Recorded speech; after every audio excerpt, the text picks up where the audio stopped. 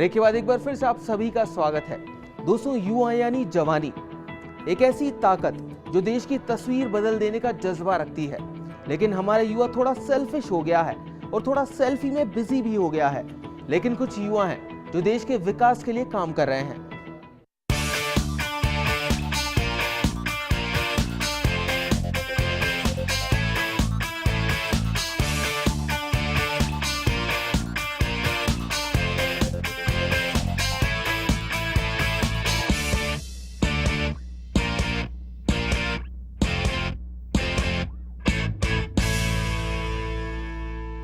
जीना उसका जीना है जो दूसरों को जीवन देता है। जी हाँ दोस्तों, उदयपुर का एक युवा जिससे गरीब बच्चों का दुख देखा नहीं गया और जिसने भिक्षावृत्ति और गरीब बच्चों की परेशानी दूर करने की ठान ली। उन्हें इनकी प्रेरणा कहां से मिली, चलिए जानते हैं।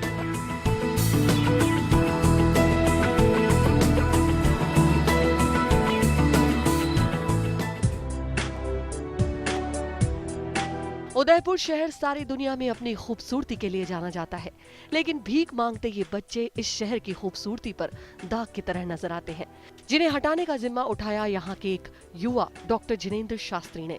भिखारियों की संख्या उदयपुर शहर के लिए गंभीर समस्या बन गई है। ये समस्या जिनेंद्र को बहुत ही विचलित करती थी। उन्होंने देखा गरीब बच्चे चप्पल और जूते नहीं पहनने की वजह से बीमार हो जाते हैं, उनके पैरों में छाले हो जाते हैं। उस दिन उन्होंने ठान लिया कि वो गरीब बच्चों की मदद करेंगे। वो अपनी आय में से कुछ हिस्सा सिर्फ इसलिए निकालते हैं कि वो शहर में नंगे पैर घूमने वाले हर इंसान को चप्पल जूते पहना सके। अभी तक उनका ग्रुप 7000 से ज्यादा गरीबों को जूते और चप्पल पहनाकर आराम दिला चुके हैं। उनका मानना है कि यदि हर युवा इस तरह काम करे तो देश की गंभीर समस्याओं का आसानी से हल निकाला जा सकता है। देखिए, कई बार मैं देखता था रोड पे चलते हुए बच्चों को कि वो बिना चप्पल के चल रहे हैं, उनके पाँव में फोड़े हो गए, कहीं उनके घाव हो गए, कहीं पीप भर गई है। तो मेरे को ऐसा लगा कि क्यों ना मेरे प्रॉफिट का कुछ हिस्सा मैं अपने पूरी ताकत के साथ, अपनी टीम के साथ, मित्रों के साथ मिलकर गरीब बच्चों को चप्पलें दूं, जूते दूं, ताकि वे घाव से बच जाएं और अप टू डेट भी महसूस करें। नहीं, ऐसा नहीं है कि आज देश कोई समस्याओं से जूझ रहा है। सबसे बड़ी बात तो ये है कि मेरी देश के अंदर 125 करोड़ की जनसंख्या है, जो अपने आप में बहुत बड़ी चुनौती है। और उसके अंदर युवा यदि 65% है, और अगर युवा चाह लेगा कि वो गरीब बच्चों को, गरीब व्यक्तियों को कपड़े दे, रोटियां दे, मकान दे, और अगर उसके मन के अंदर भावना है कि मेरे कुछ कमाई का हिस्सा अगर मैं गरीबों को दूंगा, तो वह दिन दूर नहीं कि 2019 के पहले पहले ये देश अमेरिका से भी आगे निकल जाएगा। और हमारी यही सोच है युवाओं की।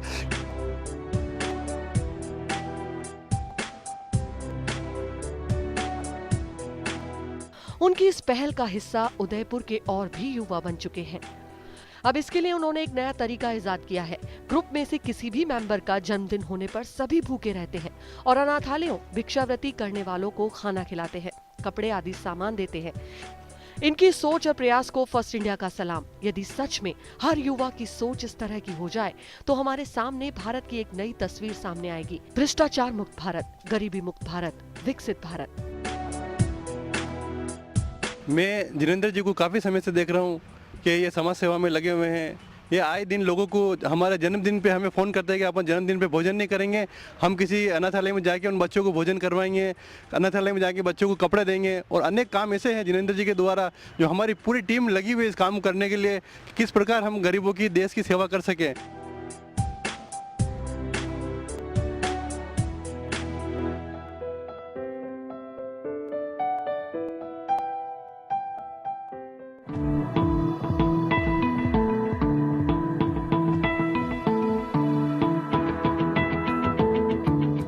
एक समय था जब एडमिशन के लिए स्टूडेंट्स को बहुत सारी परेशानियों का सामना करना पड़ता था, लेकिन टॉक के एक होनहार ने इस समस्या का समाधान सिर्फ एक क्लिक से कर दिखाया। कैसे, चलिए दिखाते हैं आपको।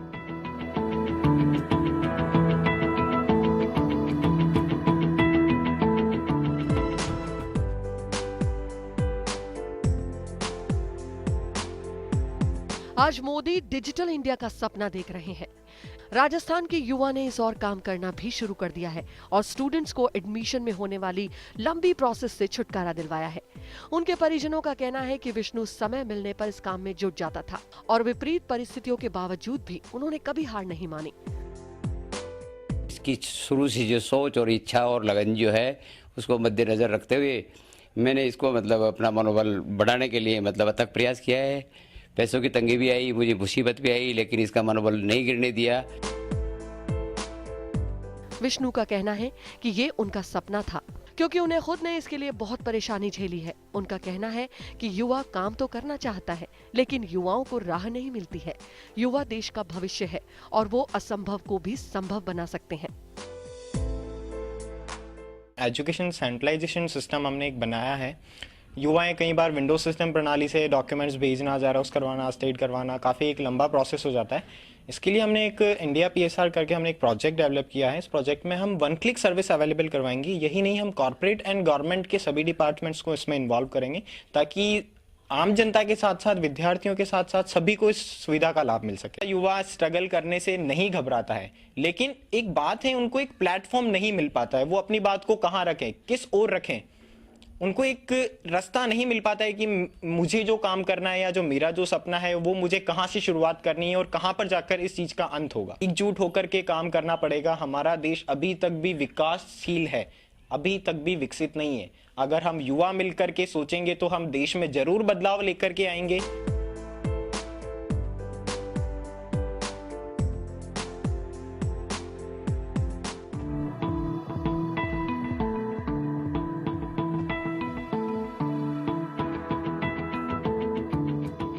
देश के नन्हे युवा सशक्त भारत का भविष्य हैं। भरतपुर के इस बच्चे ने अंतर्राष्ट्रीय अर्थमेटिक परीक्षा में प्रथम स्थान प्राप्त कर राजस्थान का गौरव बढ़ाया है। तो चलिए आपकी मुलाकात करवाते हैं उससे।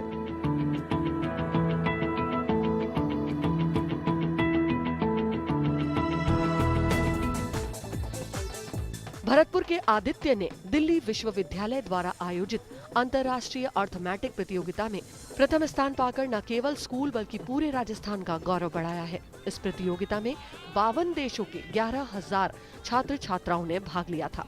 इस बच्चे की इच्छा है कि वो बड़ा होकर IAS बने और देश की सेवा करे। साथ ही इसने देश के प्रधानमंत्री नरेंद्र मोदी से मिलने की भी इच्छा जाहिर की है। मैं सभी बच्चों को ये मैसेज देना चाहता हूँ कि है ना, वो मेरी तरह पढ़ें, आगे बढ़ें और इंटरनेशनल नेशनल में है ना ऐसी ट्रॉफी लें। मैं IAS बनना चाहता हूँ और मैं PM मोदी से मिलना चाहता हूँ, क्योंकि वो कई चार बच्चों से मिलते हैं और अच्छा व्यवहार करते हैं, इसलिए।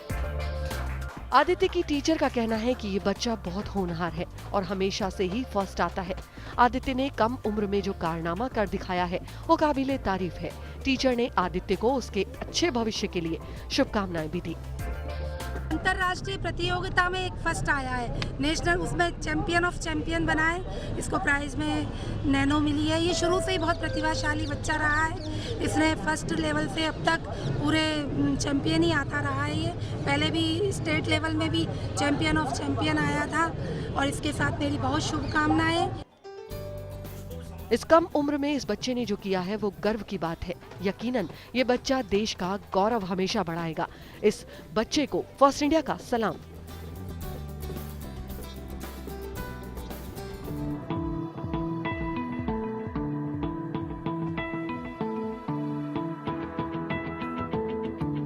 देश और प्रदेश के युवा अलग अलग क्षेत्रों में अपनी काबिलियत का लोहा मनवा रहे हैं, लेकिन कुछ युवा ऐसे भी हैं जो कि अपनी पहचान कुछ अलग अंदाज में बना रहे हैं, जिनका लक्ष्य दूसरों की मदद में दिल का सुकून तलाशना है। शिक्षा नगरी कोटा में भी एक ऐसा युवा है जो बनता है परेशान और जरूरतमंद लोगों का मददगार। इंसानियत की मिसाल पेश करते इस युवा की कहानी चलिए जानते हैं।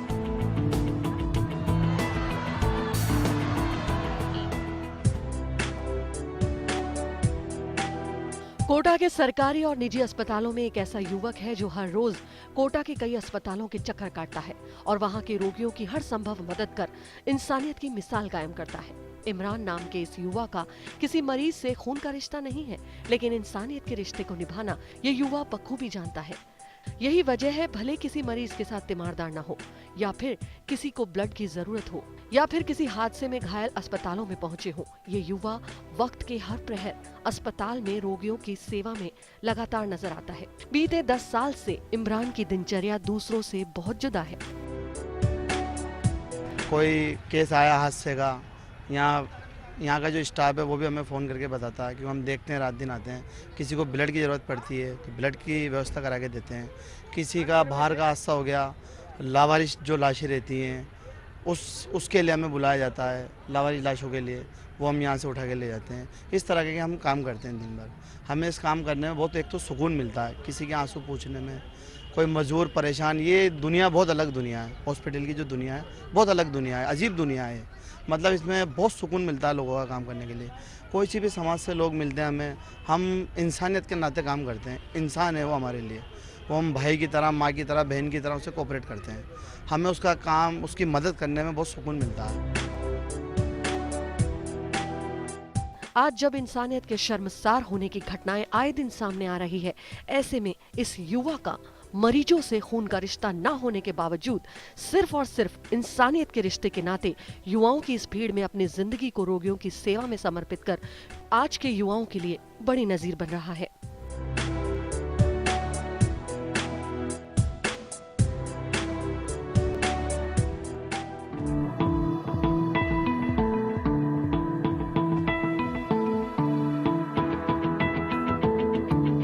किसी भी देश के युवा उस राष्ट्र की ताकत होती हैं। यदि युवा को उल्टा किया जाए तो वो वायु बन जाएगा। यदि वायु को सही दिशा में बहाया जाए तो बहुत कुछ किया जा सकता है, वरना ये वायु तबाही भी कर सकती है। हमें उम्मीद है कि ये शो हमारे युवाओं की प्रेरणा का काम करेगा और देश का युवा मैं और मेरा हित से आगे बढ़कर सोचेगा। जय हिंद, जय भारत।